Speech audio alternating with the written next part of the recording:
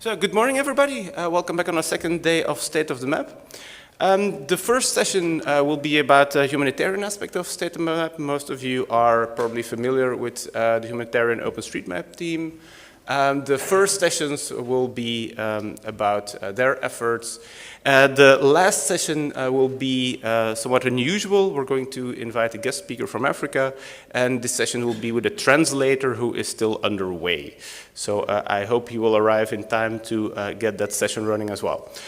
For the remainder of the day, I advise you to check the schedule. It will be updated specifically for the Birds of a Feather session and the lightning talks where there are some changes.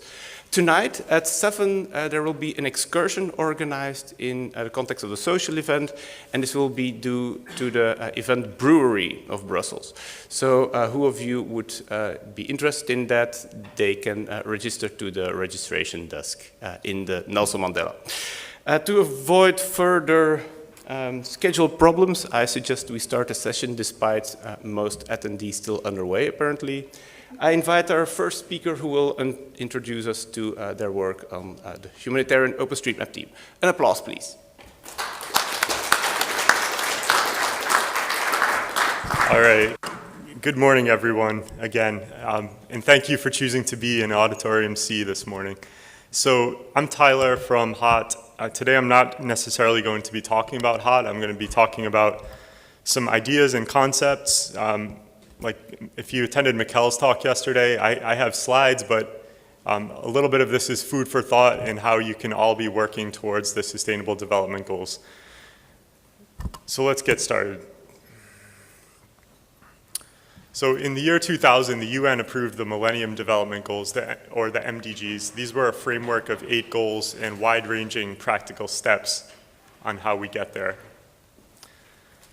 So the MDGs had a profound effect. They helped to lift more than 1 billion people out of extreme poverty. This is the number of people living on less than $1.25 per day worldwide between the years 1990 up to 2015. But many were left behind in that process. Success was measured at the national level, meaning that a country could achieve a goal, but still have millions of people who are not counted or simply left out. And if you see this, take a look at this photo here, presumably the children on the left were not receiving a basic education.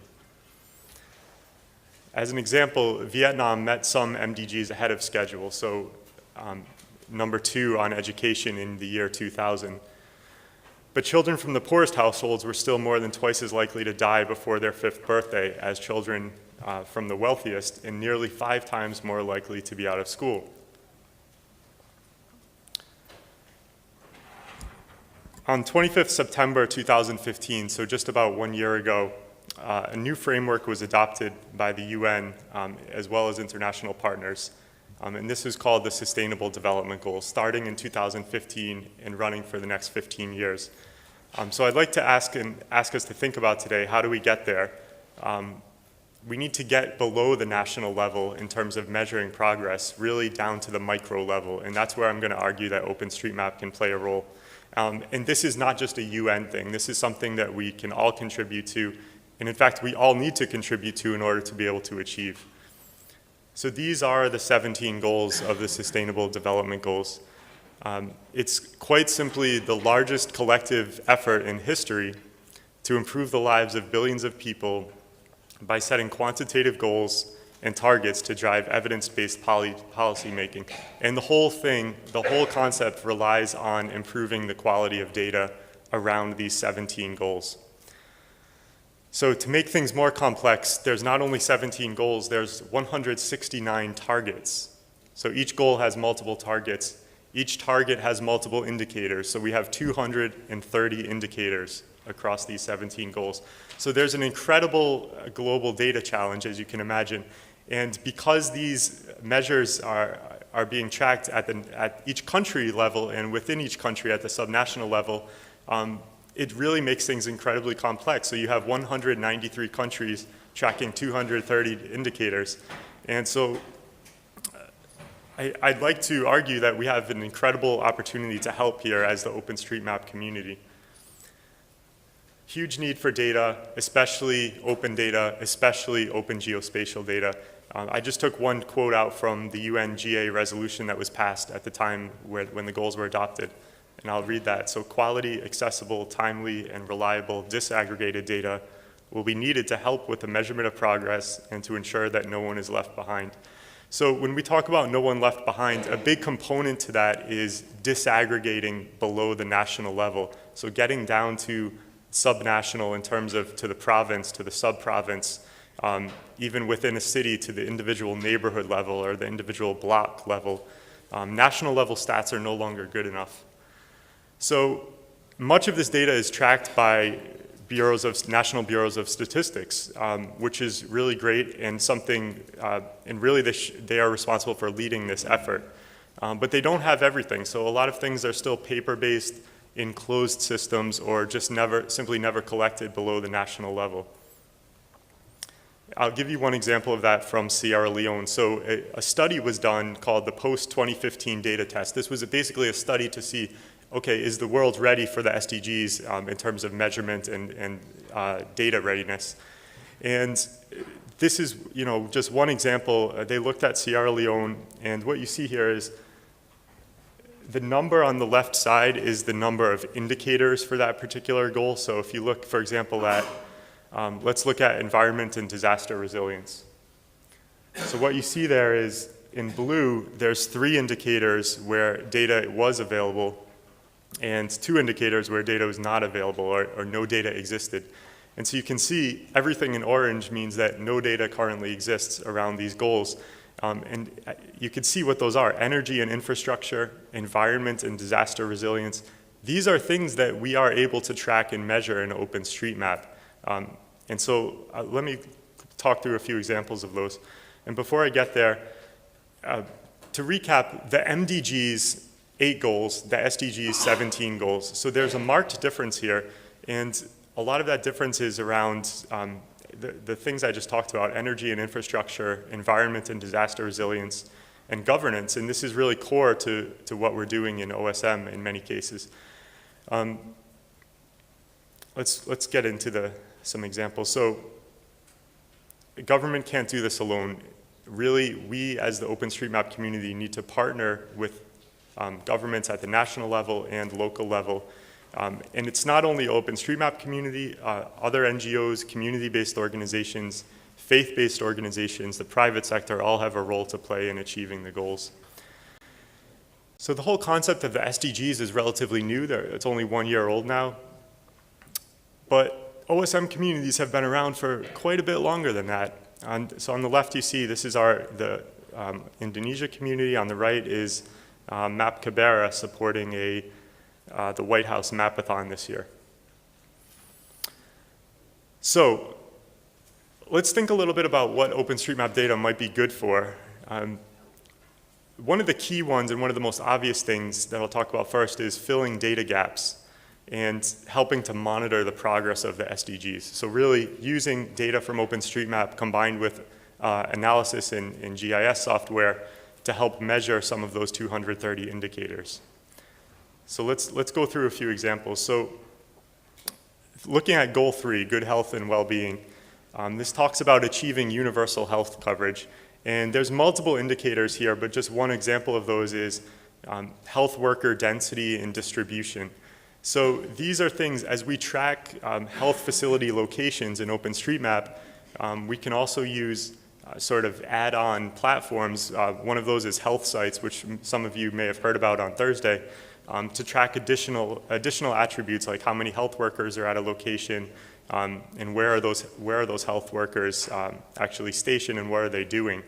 And so OSM data combined with other platforms like health sites can serve as a starting point for analyzing population against the catchment area or the service area of a health facility.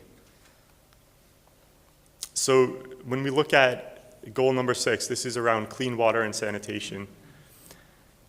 One indicator we can measure with OpenStreetMap: proportion of the population using safely managed sanitation services, including hand washing facility. So in many communities around the world are tracking and generating data on things like public toilets, on drinking water, on hand washing in facilities in schools, for example. So these are all things that we can track in OpenStreetMap. This is a photo from Dar es Salaam during the seasonal flooding that occurs. So goal number 8 this is around financial inclusion. And when we think of financial inclusion, what it really means is, do people have access to the financial system in some way? Do they have access to a bank account so that they can save money?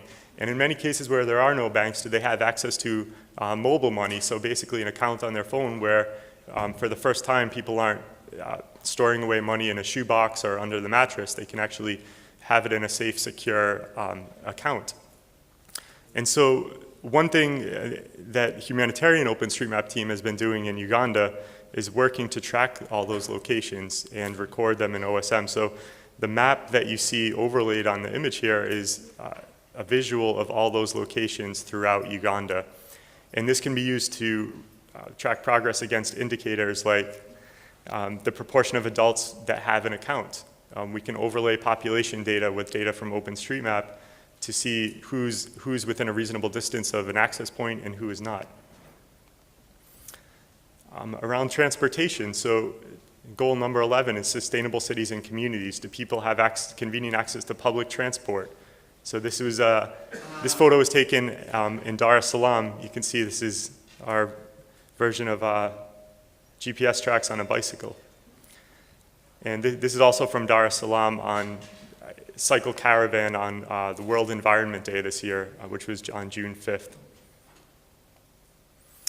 So goal 11 is something that I have a few slides on goal 11 because this is one of the most critical goals around sustainable cities. As the world continues to urbanize, a huge proportion of the population are living in slums or informal settlements or just do not have access to adequate and safe housing. And so in Tanzania, the local OSM community, which many of you have heard about the last few days, Ramani Haria, has now put an area home to approximately 3 million people onto the map for the first time. And through that data, we can gauge how many people are living in informal settlements.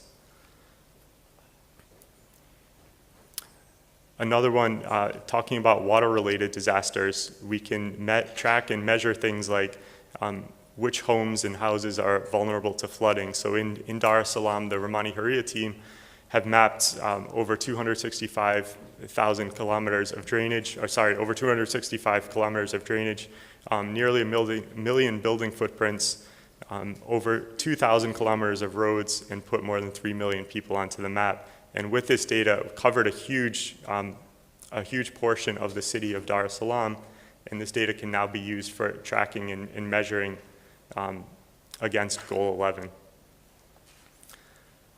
So goal 15, this focuses on the environment. It's called Life on Land, so ensuring that the conservation, restoration, and sustainable use of terrestrial data, of terrestrial and inland freshwater ecosystems and their services, in particular forests, wetlands, mountains, and drylands. And this focuses on deforestation to a large part. And one of the indicators is forest area as a percentage of total land area. This is something that many of you are already mapping in OSM. And so OSM data also combined with Earth observation data can help immensely with many of the goals as well. So one thing that we're beginning to see is less and less of a separation between what's considered authoritative data or government data and data that's generated by the crowd. And so I'm just showing you one single example. There's many, many examples of this from around the world.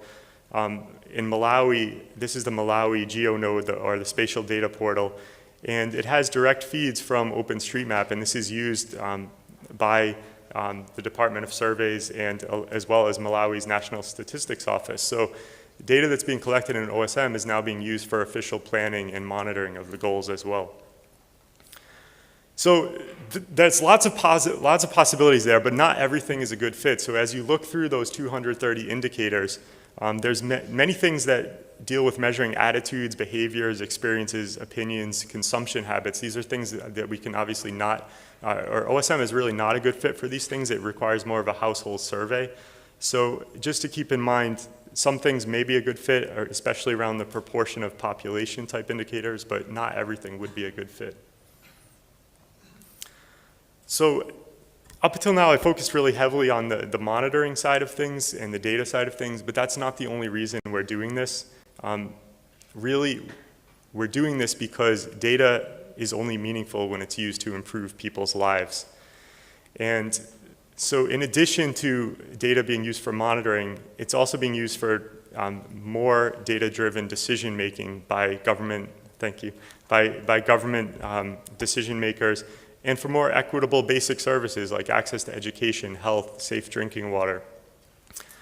But it's also making possible new forms of direct citizen action. So things like, if we know where people are living in slums or informal settlements, it can also be used as a powerful advocacy tool in that these communities now exist on the map for the very first time. It can also be used for innovation and entrepreneurship, so new apps and businesses that are using data that's been collected in OSM.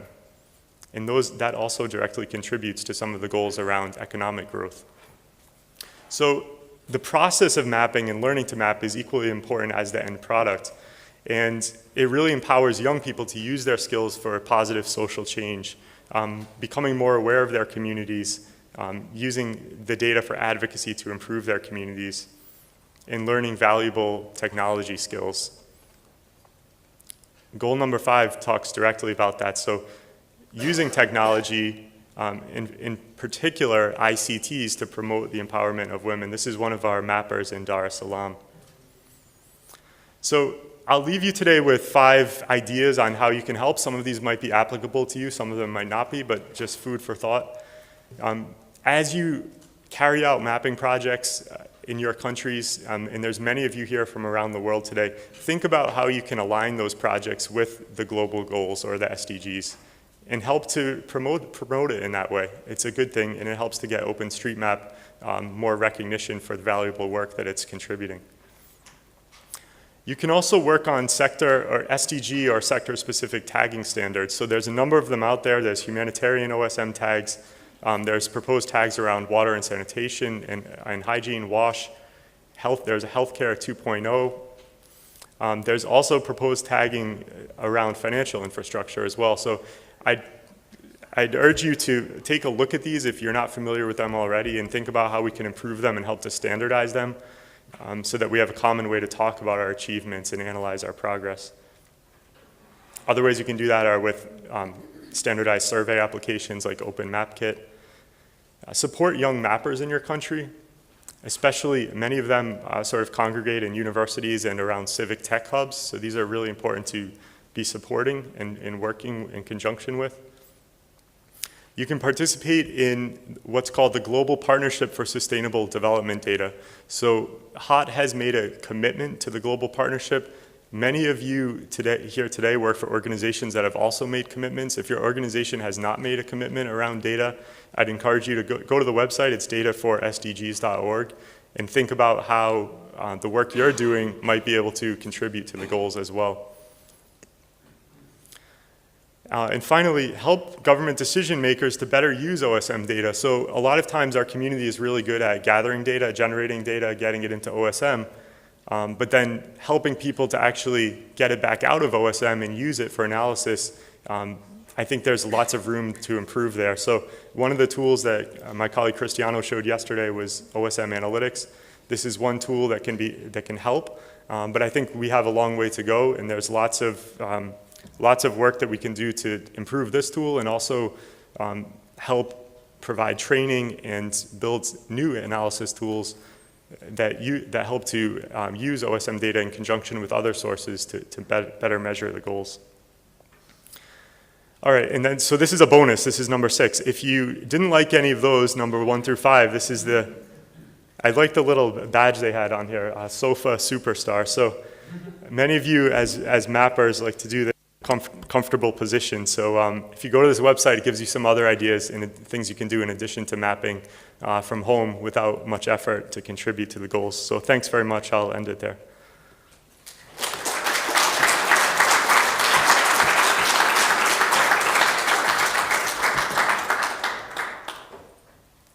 Any questions from the audience?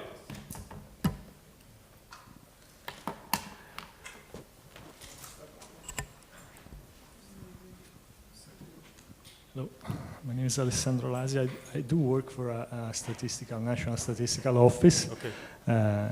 So my question is about the collaboration and partnership between OpenStreetMap and national statistical offices, because we are starting a project using OpenStreetMap, but the challenge has been to talk to the community, in the sense that it's quite difficult for an organization with a hierarchy or structure to partner with a community. Maybe we haven't learned all the proper process to follow. So do you have any experience of this type of collaboration that might have happened between OpenStreetMap and National Statistical Office, and how this partnership can be stimulated, enhanced, improved? Thank you. Yeah, thanks very much for the question. So there's two ways, and two concrete ways. I'd say number one is our organization, HOT, is directly working in many countries. In every place that we're working, it's not in isolation. We're always working in conjunction with government ministries, whether it's the National Statistical Office or the National Mapping Agency or other authorities. So we're very happy we're happy to talk to you after about how we can support and provide some ideas. The second thing is there's going to be what's called, if I go back a few slides, there's these data for SDGs roadmaps that are happening in many countries, which talk about, okay, it's basically a collective brainstorming and session where the national statistical agencies are coming together with other agencies in the country and nonprofit partners like HOT and others to think about what data is available and how do we get to a place where we can actually measure the goals. So you can, I'm not sure what country you're coming from, but you can also participate in those workshops and those roadmaps, and that's one way that government agencies are collaborating with others outside of government as well. So thanks. Thank you. Good morning. I'm from Cairo, and we create data, but we're not the National Statistics Office. And my question is, how do I get government to actually believe in the data that we create? Because they want to believe the National Statistics Office, but not the one created by third parties. Yeah. So it's a really challenging question without knowing more about the context. I think in each country, it's a very, very different situation. In some countries, we have very, very close collaborations, and government is relying on some of the data that we're collecting. In other places, it's a process. It may take months or even years to kind of build that relationship. So I would, again, point you towards the Data for SDGs website, and because it's a really good way for nonprofits to engage with governments and figure out what workshops are happening at the government level. And so that's probably a starting point. And also participate in those roadmap workshops in the countries where you're working. So if I may complement that answer, in Kosovo we started working with SDG goals and data, and we started working with MDG data in terms of analysis of conclusion leading towards SDG analysis and data collection. And what we found is it's very difficult to work with government, yes, in order to validate the data that we analyze or validate the analysts we have. But every region or country has UNDP offices that government does listen to. So we always work with those UNDP offices or regional offices to work with them and produce something, and then they use it to interact and talk with government. So that model or that intermediary has been very successful for us. Yeah, also adding to that question, in the case of Mexico, we have been, like the community of OpenStreetMap, reviewing also the data already released, and we have found that there are data sets with really good quality that can be a measure for the goals, but some other data sets that they don't have the quality that we consider you will be like at least confident that you are measuring something. So we came back with the government and saying what data we consider should be like removed or maybe improved, and they are really open to hear suggestions because they need more eyes like us for being kind of an inspector, because sometimes inside people is afraid to like raise their hands, and we have nothing to lose. Yeah, thank you both.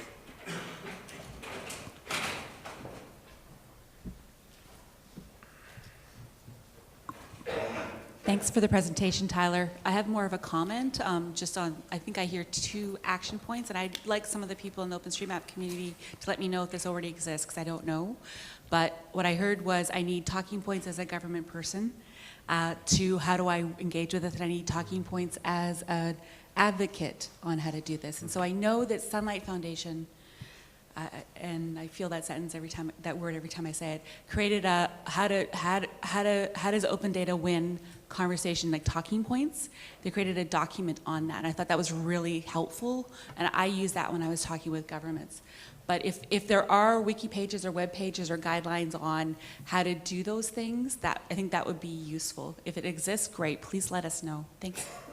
Heather, thanks for that. I'll just add one comment. So Humanitarian OpenStreetMap Team, in partnership with a few other organizations, with Mapbox, the US Peace Corps, GFDRR, has just, is in the process of releasing, it should be online soon if you go to the dataforsdgs.org website, a guide for how governments can work with civil society and open data communities.